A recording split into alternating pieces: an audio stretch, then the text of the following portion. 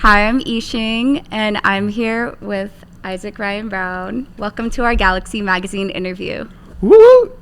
First of all, I want to talk about Lipstick because it's such a good single, and all your music just is so positive and puts Thank me you in so a good much. mood. Baby, stick your lipstick all over my lipstick, then all over, and take it out and take it low. You've mentioned it's about like leaving your mark on your crush, like a logo. So I wanted to ask, what mark do you want to leave on the music industry? Ooh. And what message do you want your fans to take from your music? What mark do I want to leave? That's such a good question. Yeah, actually. it's deep. We're starting off. What mark I want to leave on the music industry? I just want my sound to be unique and to touch people in a unique type of way. Mm-hmm. Like, I mean, obviously, there's only so many different notes and only so many different ways records can be assembled before it all kind of, feels the same or whatever. But I want my music to definitely impact people on a different wave, and hopefully that's what we're doing. Yeah, definitely. You're doing a great job of it. I have no idea what was the correct way to answer that question.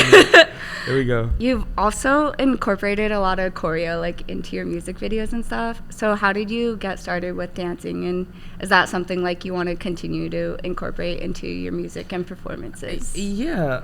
I started dancing like when I was like maybe 12, 13. Mm-hmm. I was like I was a little bit chubby around 12, 13. I had put on a little bit of weight, so I was just looking for ways to stay active and do different things. And also at the time, like Raven's Home, I started doing musical episodes, and I started doing music videos of my own, and like just putting myself kind of in class. Like I never was a consistent dance class goer, and that's how you get better at dance. So that's the next step, going to Millennium and just grabbing a package and just locking in. But for me, it was more so I just picked up things that I saw and things that I learned. I watched a lot of Michael Jackson, watched a lot of Usher, and then at some point I just started dancing. Oh no, but I tell you where I really started dancing was at AGC when I turned like 13, over the course of that one summer, because we did so many different types of dance, which is it's a conservatory not far from here actually. So make sure you guys check it out. But we went over tap and hip hop and ballet, and I just got to dabble in a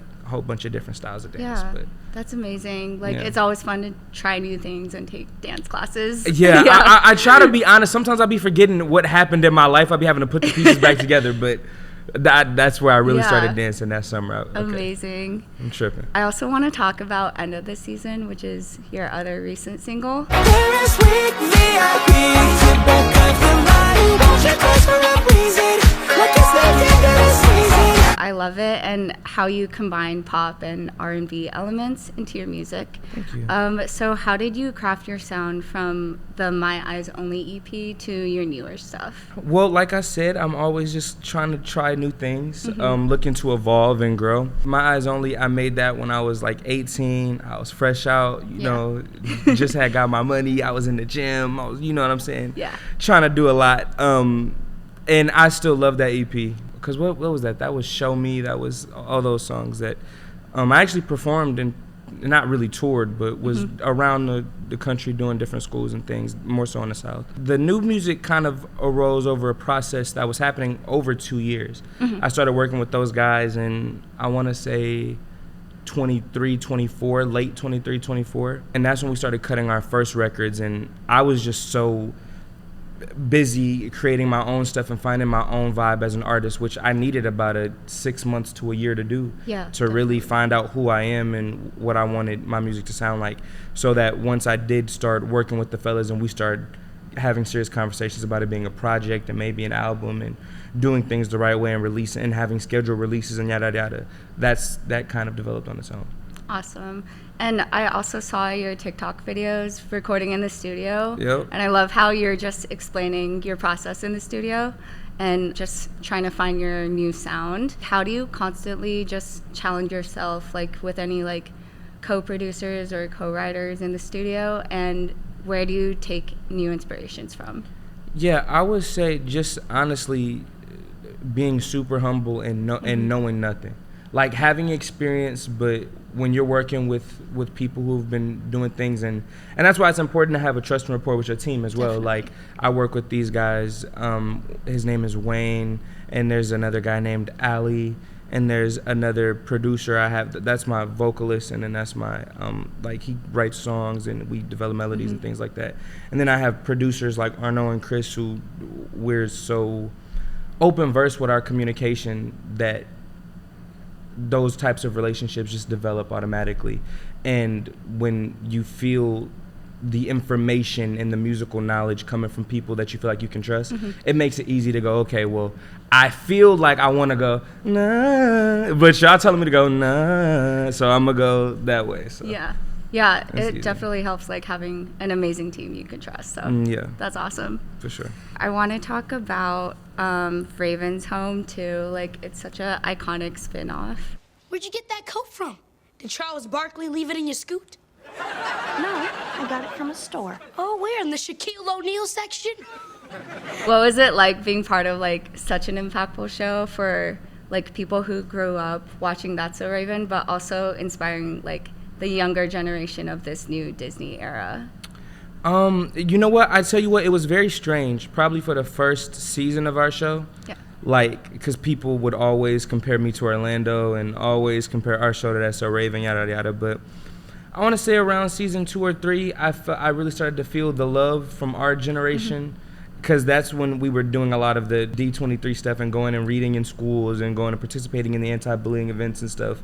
And little events like those, or not, I shouldn't say little, but events like those made me feel like, okay, people recognize our show for our show. But obviously the experience was incredible for me. I basically grew up on that series. We did 6 seasons. I started when I was 11. I ended when we were 18, and I was a fresh 18, so it was very strange going into the world as a man now, yada yada, like out of high school. But yeah, love that show, love that crew, and everybody involved in that project. Yeah, obviously, like, you got an Emmy nomination for that, so that's incredible. Yeah, incredible accomplishment. Yeah, that was one of my favorite weekend LA trips ever.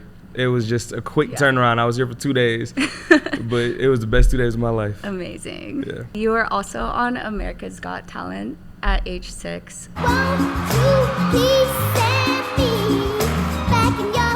So I was wondering, is there a specific moment that you kind of fell in love with performing and singing and acting while you were growing up that made you want to turn this into a career? A moment where I fell in love with it.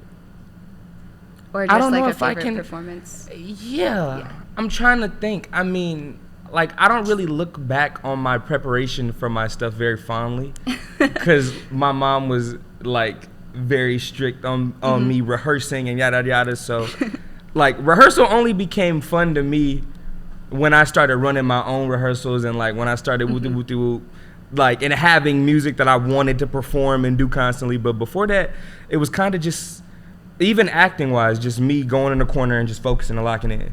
Except with music, you just have to sing and perform it and do it. But I would say a moment when I knew I fell in love with music, I want to say around 2009, whenever Michael Jackson passed away. And like, I was already my mom had already kind of, just off of being around old people in the house and my granny house and stuff, I knew Motown music.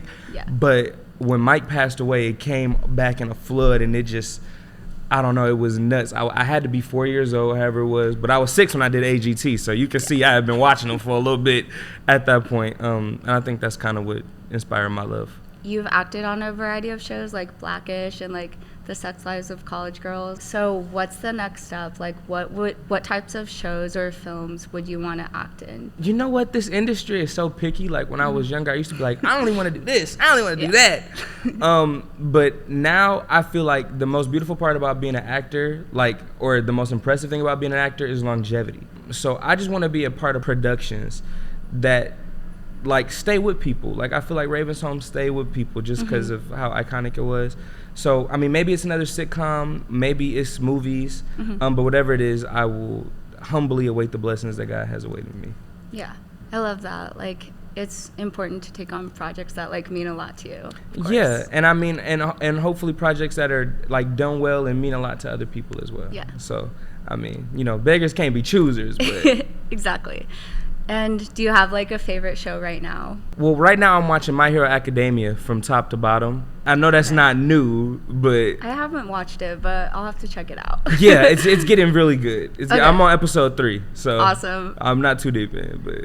And do you have like any upcoming projects that you want your fans to look forward to, like maybe an album or tour? Yeah, I mean, I don't have any details or specifics on anything just yet, but definitely check out Lipstick. The visualizer's out right now. It's all on my Instagram and my TikTok, so at Issac Ryan Brown. And then I don't know when this comes out, but I'm on a new episode of NCIS that drops on the 31st of March, so I don't know if that's tomorrow or whatever that'll be for you guys when you see it. Check out that episode. Go stream it on Paramount Plus, wherever it is. Awesome. Well, thank you so much for chatting with us. Thank you so much. Really excited for all your new projects. Thank you.